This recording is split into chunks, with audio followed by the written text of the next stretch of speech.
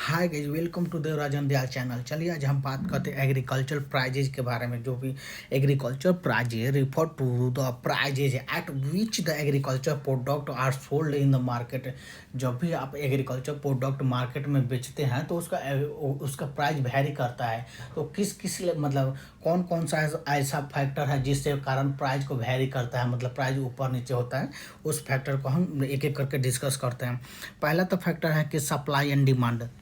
अगर मान लीजिए कि सप्लाई ज़्यादा है, ठीक है, और डिमांड कम है तो उसका प्राइस लो हो जाएगा, ठीक है। अगर मान लीजिए यही उसको उल्टा मान लीजिए, अगर आपको मान लीजिए कि सप्लाई कम है और डिमांड ज़्यादा है तो उसका प्राइस मतलब बहुत ज़्यादा हो जाएगा। जैसे कि अभी टमाटर का हुआ है, ठीक है। टमाटर का डिमांड ज़्यादा है पर उसका उसका जो सप्लाई है ना, पीछे से जो एग्रीकल्चर का सप्लाई है वो कम है, जिसके कारण टमाटर का अभी रेट हाई है, ठीक है। अब बात करते हैं जैसे कि the fundamental economic principle where the price of agriculture product. जो भी प्राइस ऑफ एग्रीकल्चर का प्रोडक्ट है ना, फ्लैक्चुएट करता है। फ्लैक्चुएट मतलब ऊपर नीचे करना है, बेस ऑन द एबिलिटी पर है। बेस ऑन द एबिलिटी मतलब बेस ऑन द सप्लाई पर fluctuate and consumption desire and demand पर मतलब डिमांड पर फ्लैक्चुएट करता है। अब बात करते हैं सीजनलिटी के, मतलब सीजनलिटी होता है जैसे कि सीजन में season agriculture product often the have the seasonal. जैसे हर का मतलब जैसे एग्रीकल्चर प्रोडक्ट होता है ना, उसका अलग अलग सीजन होता है, जैसे साइक्लिक होता है, leading to the price fluctuation. उसी के बेसिस पर प्राइस का फ्लैक्चुएशन होता है। कि जैसे मान लीजिए सीजन में हो गया, जैसे कि आम के सीजन है, ठीक है, ये भी एक एग्रीकल्चर की जाता है। जैसे फ्रूट मतलब फ्रूट हो गया, ठीक है। जैसे मान लीजिए कि गोभी का सीजन हो गया, आलू का सीजन हो गया, टमाटर का प्याज का सीजन हो गया। तो उसको अगर प्याज का सीजन में थोड़ा सा प्याज मतलब कम प्राइस होगा, ठीक है। अगर उस अदर सीजन में लीजिएगा तो थोड़ा सा प्याज का रेट हाई होगा, ठीक है। बात करते हैं वेदर एंड क्लाइमेट कंडीशन के। वेदर एंड क्लाइमेट कंडीशन पर भी प्राइस का एग्रीकल्चर का प्रोडक्ट है जो कि प्राइस वेरी करता है। जैसे कि एडवर्स वेदर इवेंट हो गया। जैसे मान लीजिए जो वेदर इवेंट अलग अलग में हो गया, जैसे कि मान लीजिए सूखा पड़ गया, ठीक है, आप एग्रीकल्चर कर रहे हैं और सूखा पड़ गया।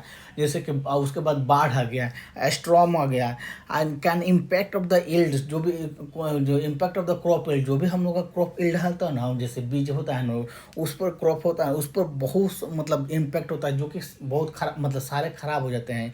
ये सब सूखा होने के कारण, फ्लड आने के कारण, स्टॉर्म आने के कारण, जिस कारण लाइफ स्टॉक प्रोडक्शन होता है वो कम हो जाता है और अफेक्टिंग उसके बाद प्राइस अफेक्ट आ जाता है। जैसे कि उसका प्राइस लेवल बढ़ जाता है, प्राइस का थी बढ़ जाता है। बात करते हैं गवर्नमेंट पॉलिसी के कारण। गवर्नमेंट पॉलिसी जैसे सब्सिडी देना।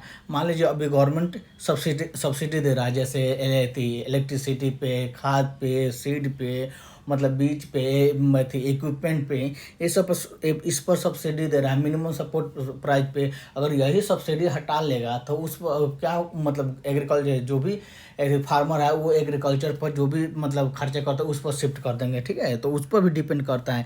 जैसे सब्सिडी होगा, मिनिमम सपोर्ट प्राइस हो गया, इम्पोर्ट एक्सपोर्ट टैरिफ हो गया, and other policy measure at the can significant influence the agriculture price, जिसके कारण एग्रीकल्चर प्राइस इन्फ्लुएंस होता है, ठीक है।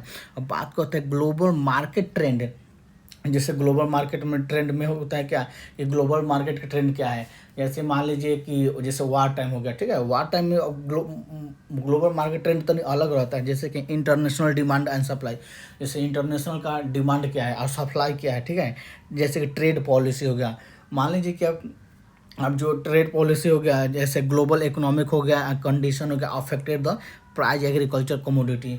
जैसे मान लीजिए कि आप कहीं पे जैसे एक्सपोर्ट करना है, ठीक है, इंपोर्ट करना है, तो उसका एक लेवल मतलब ये ट्रेड होता है कि मतलब ट्रेड होता है कि आप कितना इंपोर्ट कर सकते हैं, कितना एक्सपोर्ट कर सकते हैं। जैसे इंडियन गवर्नमेंट एग्रीकल्चर भी एग्रीकल्चर प्रोडक्ट मतलब एक्सपोर्ट करता है। जैसे कि अभी 20 मिलियन टन एक्सपोर्ट किया था। उस पर वो अलग अलग बेसिस पर कि ग्लोबल मार्केट ट्रेंड कैसा है उसके बेसिस पर एक्सपोर्ट करता है, ठीक है। अब बात करते हैं प्रोडक्शन कॉस्ट। जो भी आप प्रोड्यूस कर रहे हैं तो उसका कॉस्ट होता है, एक वैल्यू होता है, ठीक है। उस कॉस्ट को आप एक जोड़ लेते हैं ना कि हाँ कि मुझे इतना कॉस्ट लगा इसको प्रोड्यूस करने के, और इतना जैसे कि आप उस कॉस्ट में क्या क्या आता है। जैसे कि आपको पहले तो सीड्स आ गया, फर्टिलाइज़र हो गया, लेबर आ गया, इरिगेशन हो गया, इरिगेशन मतलब सिंचाई का हो गया, मशीनरी का हो गया, आप मशीनरी इम्पैक्ट हो गया, और ओवरऑल प्राइज जो प्राइज को इंक्लूड करते हैं। उसके बाद हम उसके थोड़ा सा एक्स्ट्रा लेके उसको हम एग्रीकल्चर प्रोडक्ट को सेल कर देते हैं। अब बात करते हैं मार्केट इंफ्रास्ट्रक्चर के बारे में। मार्केट इंफ्रास्ट्रक्चर होता है ना, जैसे इफिशियंसी ऑफ ट्रांसपोर्टेशन सिस्टम हो गया। जैसे कोई चीज़ आप एग्रीकल्चर का प्रोडक्शन किए, ठीक है, उसके बाद आप प्रोडक्शन जब एग्रीकल्चर का प्रोडक्शन किए तो उसको सेल करने के लिए, उसको मार्केट में सप्लाई करने के लिए आप जो ट्रांसपोर्टेशन से ले जाते हैं ना, उसे वो ट्रांसपोर्टेशन बोलते हैं, ठीक है। जैसे स्टोरेज करते हैं, जैसे आलू को हम लोग कोल्ड स्टोर में स्टोर करके रखते हैं, टमाटर का स्टोर करके रखते हैं, उसके बाद वहाँ से स्टोर करके डिस्ट्रीब्यूट करते हैं लोग अलग अलग नेटवर्क मार्केट में, जैसे मंडी में, ठीक है, जिसके कारण उसका भी प्राइस इस पर इंक्लूड किया जाता है, जिसके कारण प्राइस अफेक्ट हो जाता है, ठीक है। अब बात करते हैं प्रोक्यूरमेंट के, मतलब प्रोक्यूरमेंट होता है ना, उसका कैसे प्रोक्यूरमेंट करते हैं, ठीक है। Procurement in the agriculture refer to the process of acquiring, मतलब उसको कैसे एक्वायर करते हैं, an agriculture product from the farmer and the producer जो फार्मर से ना प्रोड्यूसर को कैसे एक्वायर करते हैं। इन्वॉल्व द वेरियस स्टेप, जैसे गवर्नमेंट प्रोक्यूरमेंट होते हैं। जैसे गवर्नमेंट लेता है ना, मतलब गवर्नमेंट जैसे ऐप से गवर्नमेंट आपसे लेता है, जैसे कि चावल मतलब धान लेता है, गेहूँ लेता है, ये गवर्नमेंट प्रोक्यूरमेंट करता है, अपने बेसिस पर अपना खरीदता है, और जो भी पीडीएस में पब्लिक डिस्ट्रीब्यूशन सिस्टम, उसमें जो गरीबों को 5 किलो राशन देता है, उसी से अब मतलब कम पैसे में सब्सिडी देके मतलब कम पैसे में दे देता है। जैसे कि गवर्नमेंट प्रोक्यूरमेंट होता है ना, इन द मेनी कंट्री, हर देश government play a significant role in the procure the agriculture product. बहुत सारे मतलब हर कंट्री एक सिग्निफिकेंट रोल निभाता है जो भी एग्रीकल्चर को प्रोक्योरमेंट करने के लिए। इंश्योर द फूड सिक्योरिटी, ताकि फूड का कमी ना हो सके, ठीक है। एंड स्टेबलाइजिंग द प्राइस, जिसके कारण प्राइस स्टेबल रहे, ठीक है। This is often done by the agency, जैसे लाइक द FCI, जैसे फूड कॉर्पोरेशन ऑफ इंडिया। जैसे कि फूड कॉर्पोरेशन ऑफ इंडिया, आप मुझे एग्रीकल्चर का जो भी फार्मर है ना, उसका मतलब एग्रीकल्चर प्रोडक्ट एक्वायर कर देता है, और जो भी आप पैसा देता है, ताकि एक्वायर करके स्टोर करके रखता है, ताकि फूड का सिक्योरिटी है वो मेंटेन रहे, मतलब फूड की कमी ना हो, और प्राइस स्टेबल रहे हमेशा। बात करते हैं पब्लिक डिस्ट्रीब्यूशन सिस्टम के, जो कि PDS बोलते हैं, जो कि 5 किलो राशन हर व्यक्ति को मिल रहा है ना, उसी को PDS के अंदर ही मिलता है। जैसे public distribution system, government procure the food grain. Government पहले क्या करता है, फूड ग्रेन को प्रोक्यूर को लेता है, और उसके बाद डिस्ट्रीब्यूशन दैन सब्सिडी, जब subsidy at the subsidy rate through the PDS to ensure the food security.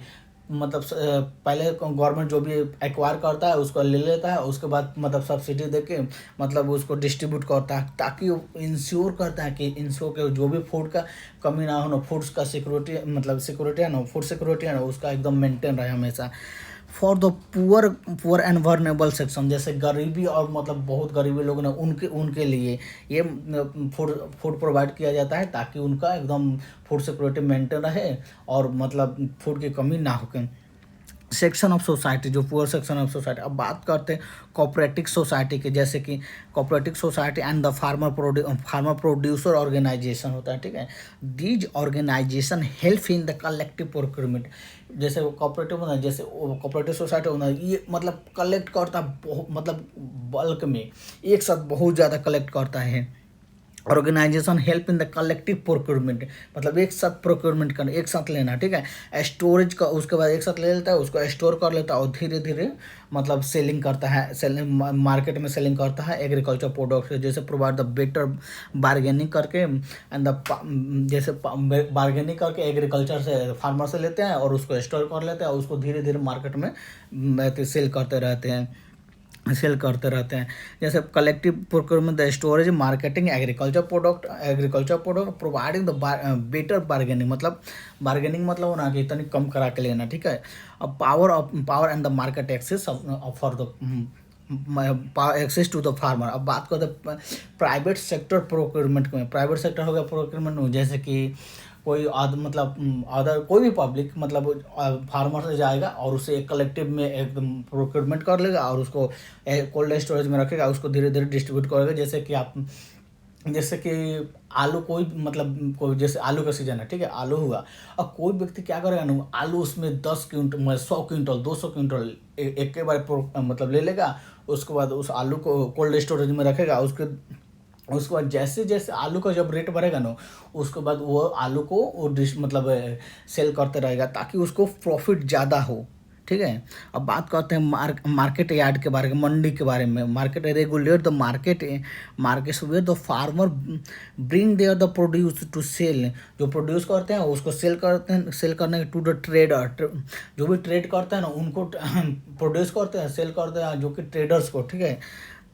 Wholesaler wholesaler and retailer. Wholesaler हो गया नीचे पूरा बहुत ज़्यादा एक में खरीद मतलब एक बार खरीद लेता है। रिटेलर हो गया ना कि थोड़ा थोड़ा खरीदता है, ठीक है, उसको रिटेलर बोलते हैं। Price are often the determined by the open auction होता है मतलब ओपन थी, जैसे एक मंडी होता है उसको दाम लगाता है, बोलता है कि हाँ इतना इसका इतना दाम, वो दूसरा कोई उतना लगता है। ऑक्शन होता है, ठीक है, ऑक्शन में मतलब दाम लगाए। ऑक्शन इन दिस मंडी में लगता है। जैसे कि ऑनलाइन, अब बात करते हैं online platform, e commerce and digital platform are the increasingly begin use for the procurement. जैसे डिजिटल प्रोक्यूरमेंट, जैसे बिग बास्केट से मंगाते हैं लोग हम लोग, ठीक है। बिग बास्केट हो गया, OTP हो गया, रिलायंस जियो मार्ट हो गया। एंड इससे हम लोग एग्रीकल्चर प्रोडक्ट्स मंगाते हैं, जो कि डेयरी जैसे कि सब्जियां मंगाते हैं, वेजिटेबल मंगाते हैं, ठीक है। अब बात करते हैं की concept of the agriculture price and procurement. जो मेन की कॉन्सेप्ट क्या है, जो कि एग्रीकल्चर प्राइस का और प्रोक्योरमेंट का मतलब दाम का और उसको लेने का, ठीक है। वैसे पहला तो है कि price discovery this process through which the buyer and seller. Buyer जो खरीदने वाला में और बेचने वाला में इंटरेक्ट होता है, ठीक है, to determine the market price and agriculture product. जो भी मार्केट प्राइस का है ना, उसका एक होता है जो इंटरेक्ट होता है कि आप बेचने वाले हैं तो बायर मतलब बेचने वाले हैं तो उसको सेलर बोल देते हैं, खरीदने वाला उसको बायर बोलता है। उसके बाद वो प्राइस का मेथड हो जाता है, प्राइस का डिस्कवरी हो जाता है कि हाँ इसका उस पर डिमांड एंड सप्लाई पर डिपेंड हो रहता है। कॉन्ट्रैक्ट फार्मिंग होता है कि क्या होता है, जैसे कॉन्ट्रैक्ट फार्मिंग होता है ना कि मान लें आपके पास खेत है और किसी का मतलब खेत है तो उसको पूरा खेत को ले लेगा और मतलब पूरा खेत को ले लेगा और उसको अपने बेसिस पर बोएगा और उसको खेत को जो भी मतलब सालाना होता है उसको दिया जाएगा। उसको कॉन्ट्रैक्ट फार्मिंग बोलता है, जो कि एक बहुत ज़्यादा होता है। And agreement between the farmer and buyer के बीच में रहता है। मान लीजिए कोई किसान है, ठीक है, उसके पास खेत है, उसके पास पूंजी नहीं है जो बोने के मतलब जो एग्रीकल्चर करने के लिए, तो क्या करता है कि कोई बायर है उससे कॉन्टेक्ट कर लेता है कि आप मेरे खेत को बोइए और जो भी मतलब एथी होगा लाभ होगा चाहे सालाना होगा आप मुझे दे दीजिएगा। उसे कॉन्ट्रैक्ट फार्मिंग बोलते हैं, ठीक है। जैसे सपोर्ट प्राइस कहता है government determine to price aim at protecting the farmer from the sharp and price decline. इसके कारण जैसे प्राइस भी डिक्लाइन होता है, फार्मर का जो प्राइस होता है ना वो प्रोटेक्ट करता है ताकि डिक्लाइन ना हो।